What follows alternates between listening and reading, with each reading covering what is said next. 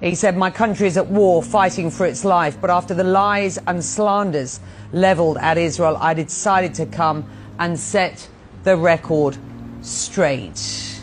What stood out in what was a pretty comprehensive speech from the Israeli Prime Minister to you?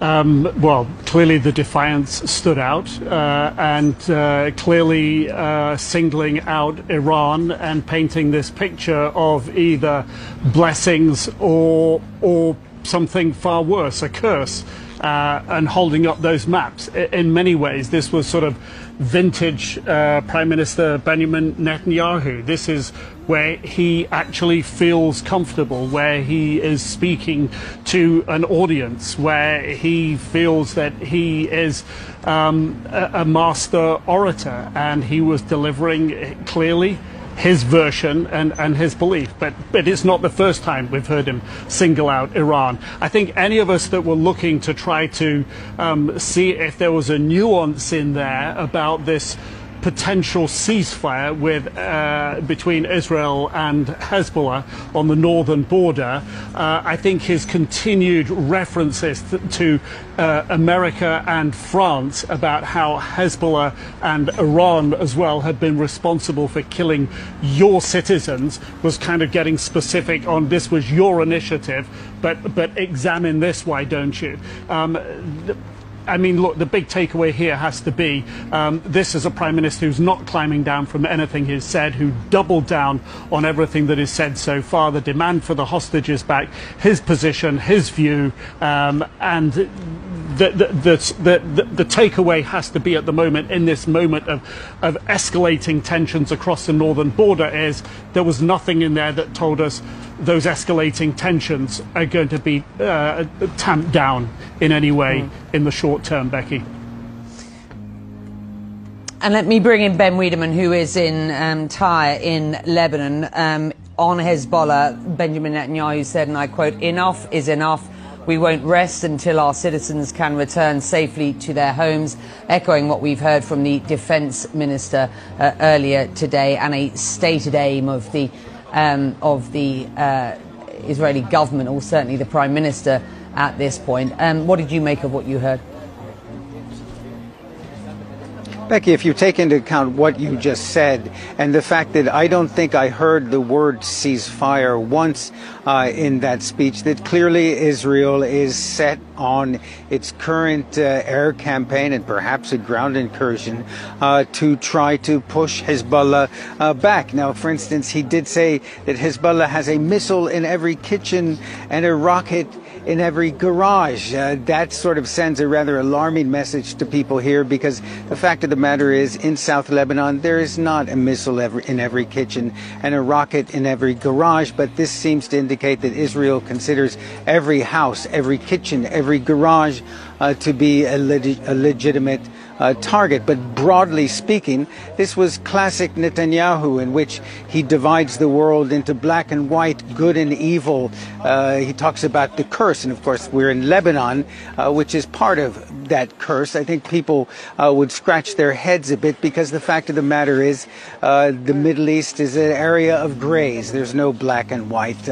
Certainly take into consideration that Israel has occupied the West Bank, East Jerusalem, the Golan Heights, and essentially occupied Gaza, despite the fact that settlers pulled out in 2005.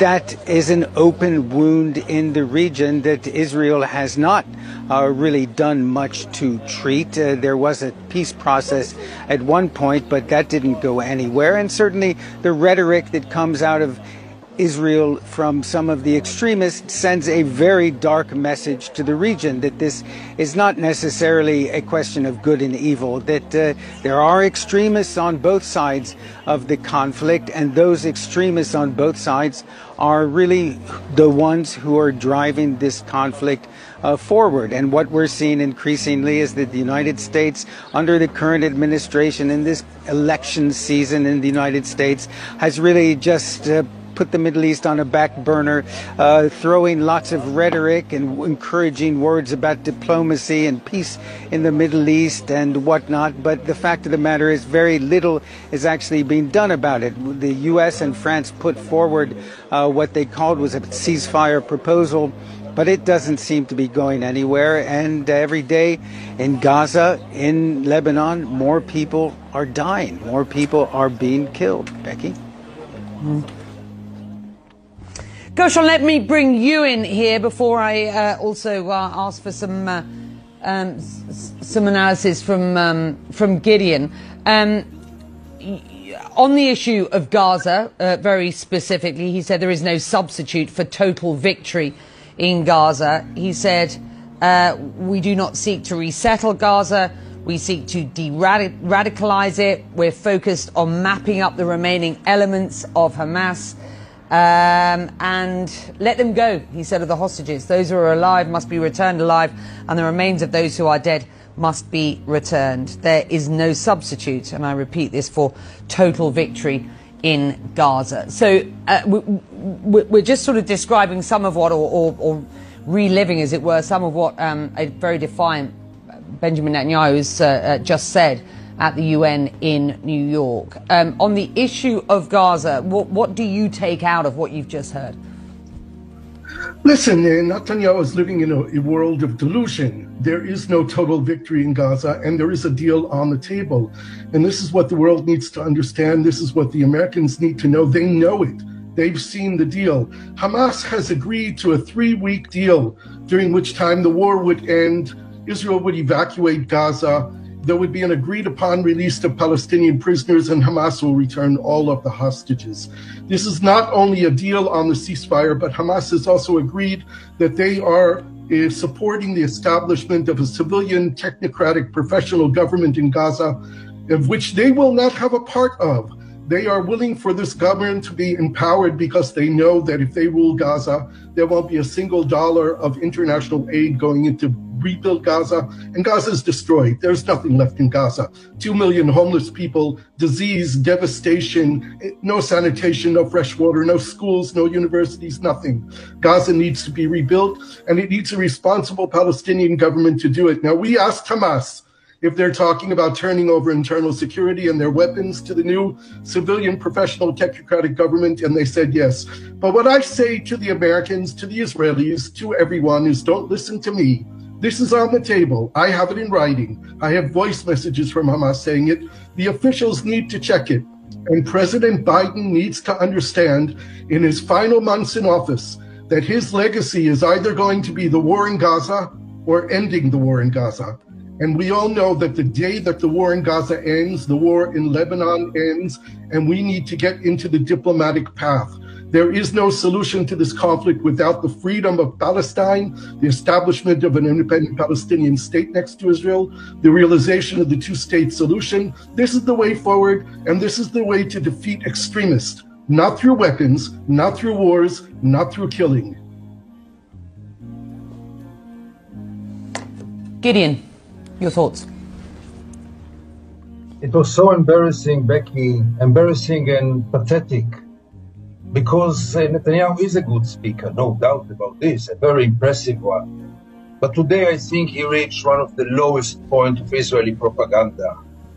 To speak about blessing in the Middle East, after killing over 40,000 people in Gaza and distracting Gaza, and to bring Gaza to a stage in which it's nothing but a humanitarian catastrophe, and to speak about blessing, by the time that you stand on the stage, on the podium of the UN, your army is continuing to kill both in Lebanon and in Gaza, and you speak about blessing.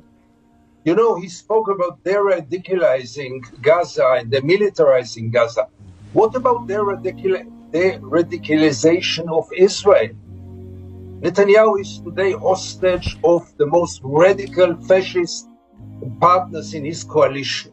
What about de-radicalizing Israel, who in the last year speaks only in one language, the language of force, the language of brutality, many times the language of barbarism? Where is the ceasefire? You don't speak about the ceasefire at all. You don't mention it. What? How are you going to finish those two very cruel wars without even mentioning the ceasefire? One more sentence. I was really interested. Yeah, go on, Gideon. And then the decoration of the hostages, really a decoration. He could have released those hostages 1 year ago, 10 months ago, 8 months ago, most of them. He wasn't ready for this. Now to stand in the UN and to use them as a slogan, as a decoration for his speech. Ask the families what they think about him. Ask experts who know that we missed so many opportunities to release them. So really, I for many months or years, I was accused as a Bibist, as a supporter of Netanyahu, which is not exactly the case, but that's not important now.